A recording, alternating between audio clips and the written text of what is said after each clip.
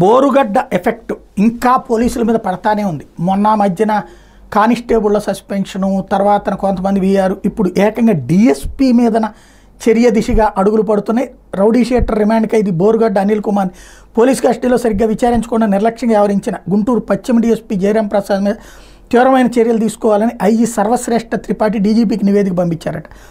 ఓ కేసులో విచారణకు గత నెల 26 నుంచి 29 వరకు అనిల్ ఉన్నటువంటి సందర్భంలో దగ్గరుండి ఆయన చూసుకోవాలి. ఇట్లాంటి మర్యాదల గురించినటువంటిది పేపర్లో టీవీల్లో వచ్చేదాకా కూడా తెలియలేదు. ఇట్లాంటి వ్యవహారాలకు సంబంధించి ఎస్పీ ఇచ్చినటువంటి నివేదిక ఆధారంగా డిఎస్పీ మీద చర్య తీసుకోమని, ఈ చర్య తీసుకుంటే కనుక చాలా పెద్ద దెబ్బ పడుతుంది, కెరీర్ మీదనే దెబ్బ పడేటటువంటి చర్యలు తీసుకోవాలన్నటువంటి సిఫార్సు చేశారు.